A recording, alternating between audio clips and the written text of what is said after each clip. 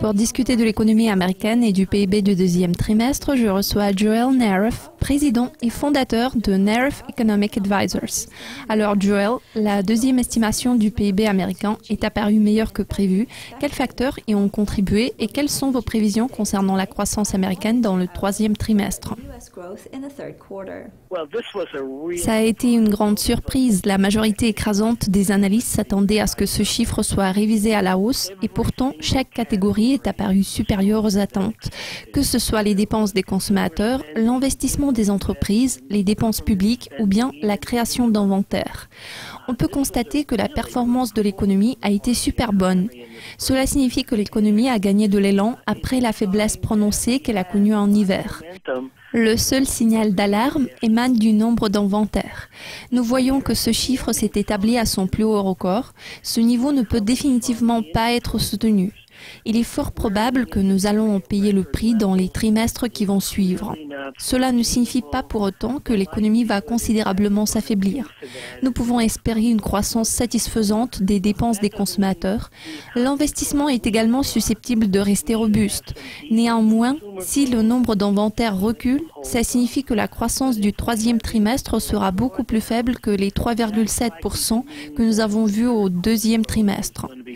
Maintenant, j'envisage une fourchette comprise entre 2 et 2,5%, ce qui n'est pas énorme, mais ce chiffre pourra quand même être jugé décent, car les fondamentaux sous-jacents, hormis les inventaires, seront très solides. C'est un excellent rapport. Il signifie probablement que les chiffres du troisième trimestre seront plus faibles que prévu. Pourtant, l'on peut en déduire que l'économie américaine se porte très bien en ce moment.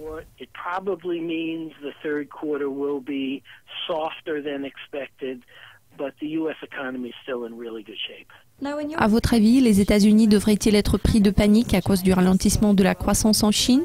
Le volume des exportations vers la Chine est considérablement inférieur au volume des importations. Combien de mal le ralentissement chinois pourrait-il apporter aux États-Unis? Je ne crois pas que les États-Unis doivent être préoccupés à cet égard. Ce ralentissement va avoir un certain impact, mais si nous regardons attentivement ce que les États-Unis expédient vers la Chine, nous verrons qu'ici il s'agit de 0,7% du PIB en termes d'exportation américaine vers la Chine. Même s'il y avait un déclin de 10 à 15% dans les exportations, ce qui est très peu probable, l'impact sur l'ensemble des exportations serait très limité. Le seul hic, c'est que si l'économie chinoise est beaucoup plus faible qu'on ne le croit, cela pourra affecter le reste des économies asiatiques, la reprise au sein de la zone euro, voire certains pays comme le Canada ou le Brésil qui vendent beaucoup de produits à la Chine.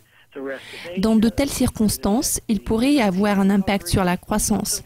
Pourtant, je ne pense pas qu'il soit trop grand. Alors, il faut suivre l'évolution de la situation en Chine. Pourtant, il n'y a pas de raison d'être pris de panique à cause du ralentissement du rythme de croissance en Chine.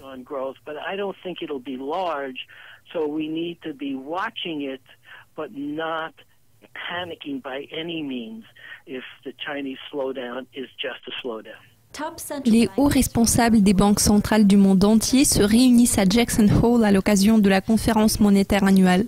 Qu'attendez-vous de ce sommet?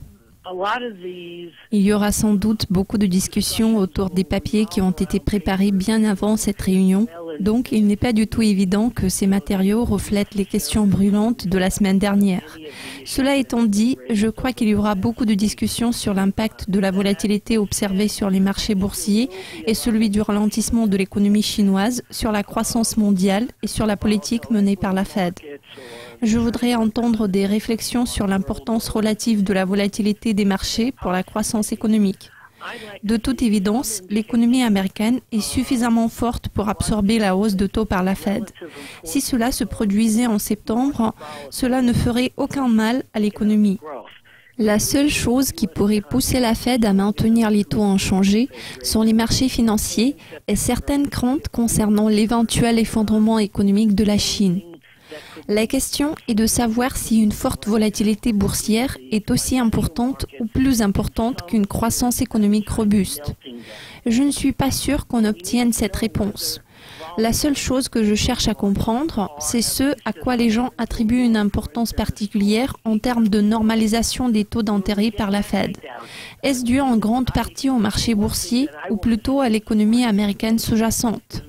important right now in terms of the Fed beginning to get rates back to normal? Is it equity markets or is it the underlying U.S. economy? Enfin, jetons un coup d'œil à la paire euro-dollar. À quel niveau voyez-vous cette paire à court terme? C'est une question difficile à l'heure actuelle. Il y a beaucoup d'incertitudes par rapport aux intentions de la Fed. Pour l'instant, plusieurs analystes ont déjà exclu la possibilité d'une intervention en septembre. Moi, je n'exclus toujours pas cette option. Cette semaine, nous aurons le rapport sur l'emploi aux États-Unis. S'il se révèle solide, si le marché se calme, si les marchés chinois commencent enfin à se stabiliser, ce rapport robuste pourrait convaincre tout le monde que le temps est déjà venu. Si le rapport apparaît plus faible ou bien s'il y a un peu plus de volatilité boursière, ça va modifier cette façon de penser. À mon avis, l'on ne peut pas être sûr du futur mouvement de l'euro-dollar car personne ne sait ce que la Fed pense en ce moment. Donc, on ne peut qu'essayer de deviner. La semaine dernière, Bill Dudley a dit que maintenant, il pourrait être moins enclin à procéder à la hausse car cette option se présente comme moins attrayante en ce moment.